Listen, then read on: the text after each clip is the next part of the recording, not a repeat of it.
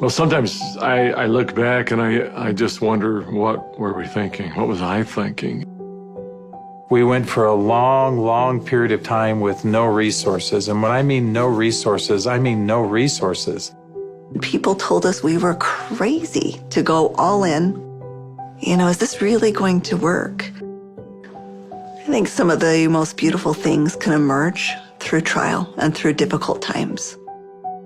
I had been a physician for a long period of time, and I'd had a patient who came to see me, and they would ask me, Dr. Hill, what do you think about the essential oils? And I made the mistake one time of saying, I think that's one of the craziest things I've ever heard.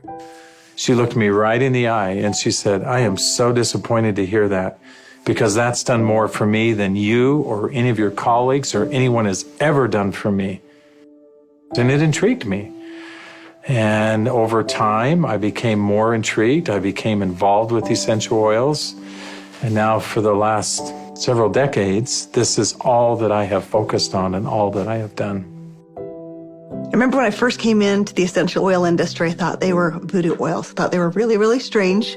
It wasn't long before I started using oils on my kids, and I was amazed at what I was able to do and how it empowered me as a mom to take charge of my family's health care. So I was a huge skeptic. Parents were educators. My father was a professor of physics. So I just wasn't raised with anything but allopathic Western medicine. I learned over the years how effective they were and can be, especially if they're pure. After working 10 years in the essential oil industry, I found myself leaving for integrity purposes, because I knew that essential oils had to be pure. The desire of my heart was just to go home and raise my children. And I hadn't been home very long before my husband came to me and said, there's something more you're supposed to do. And as he said this to me, I actually was very angry with him, because my heart said, I want to be home with my kids. And he said, sweetheart, you're not listening. There is something you're supposed to do with Dave and Dr. Hill with these oils. And I said, what do you mean, these oils? I've tried all the essential oils out there. There's nothing that meets the quality standards our family needs to use for our health care. And he smiled at me and he said, I know. You're supposed to find them. Stop thinking with your head and start thinking with your heart. And it was in that moment that I knew. It all came together, and I had such a grand vision of going out and finding the world's most pure, most potent essential oils and educating mothers like me how to take charge of their health care. So it was in that moment, before fear took over, that I picked up the phone and I called Dave. And Emily Wright called me at the time and just said, what if we could go out and source the most pure essential oils on the planet and bring them to the world in a mainstream fashion? And he got really emotional. And Dave doesn't get emotional. And actually it was that right then and there. That was the genesis for me. And I just kind of felt strongly like, yeah, we're going to start a company. So I hung up the phone with Dave. I picked up the phone and I called Dr. Hill. And as I called him, I still remember he kind of giggled. And I said, Doc, this isn't funny. I'm serious about this. What if we could go out and find these pure oils like we've always wanted to do? And what if we could educate people to really understand the power behind these oils? And he said, no, Emily, I'm not laughing because I think your idea is crazy. I'm laughing because I was just getting ready to call you and ask you the very same question. It started with an initial little small meeting in an Italian restaurant in the far corner, and we met for 5.5 hours until they finally kicked us out of the restaurant because we weren't buying food anymore. And we just started to dream. We would meet anywhere we could find some space to meet, and it was in some strange places. Of course, the basement of the Normal Library was one. We got too rambunctious and they finally kicked us out of the library. Sometimes it was in the basement of our homes. I remember not telling my kids, that I was unemployed and starting a new thing, but the dad was working on a project in the basement. As I did the business plan, I started to realize that this was going to be big. I just knew that with such a good team and product that had changed our lives, we felt like this was going to be significant. So as we began in the spring of 2008, that's when we had a massive falling out with the housing market in the United States. And there was a lot of panic and a lot of fear. We looked at starting this company. The first thing you think is, I got to raise money. I've got to get capital. And we set out to do that initially. And actually ended up, the four of us, back in New York City, visiting with some very high-profile people. And as we gathered together that next morning at that conference table, and we've got, all of these Manhattan-style managers that are meeting with us, and they quizzed us for hours. Finally, at the end of the day, they looked at us and they said, "We believe that your business model is going to work. We believe that you will be successful, and we want to fund your venture. We'll give you $5 million. And we all, of course, felt extremely elated.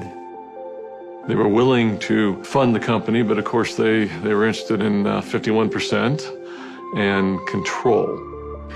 And I just remember the feeling we had as we walked away from that conference table.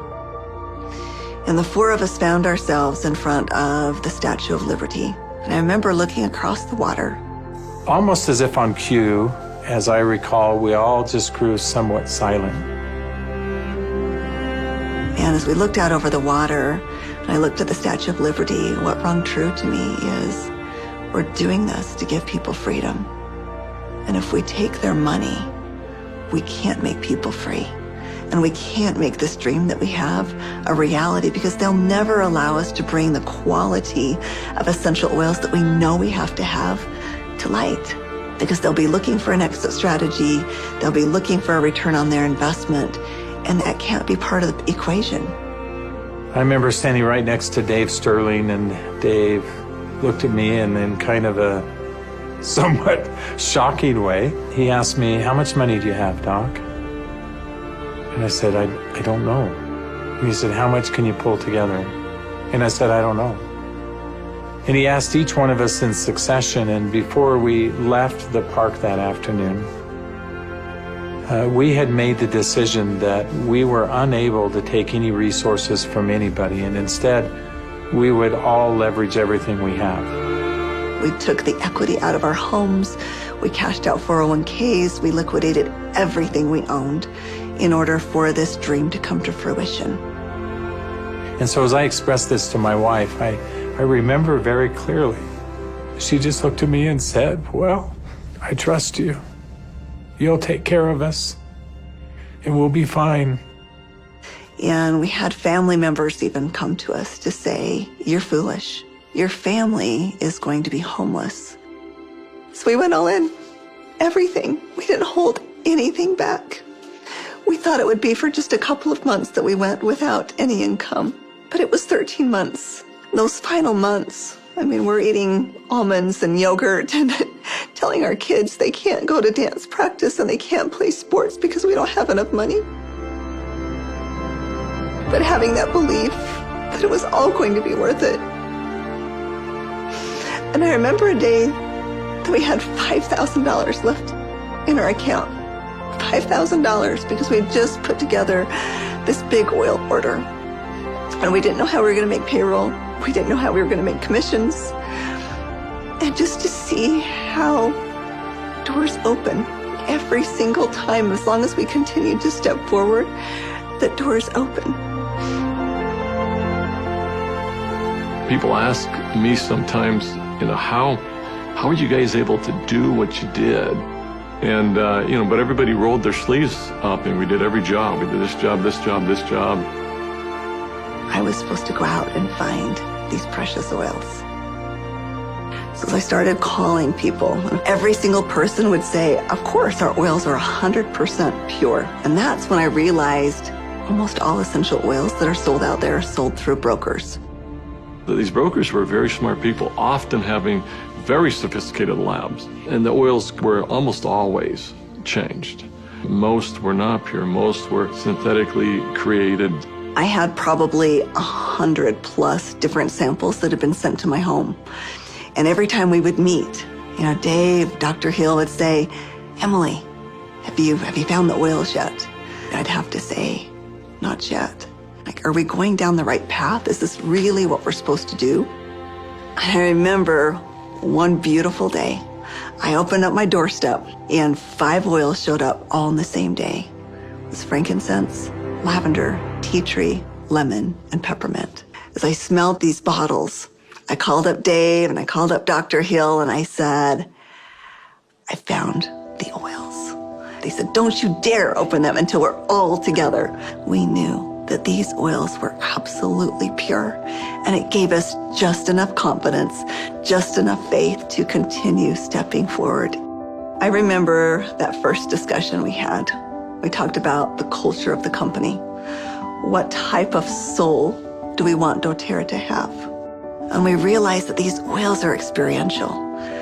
And we realized it had to be a person-to-person model. We had to bring people together.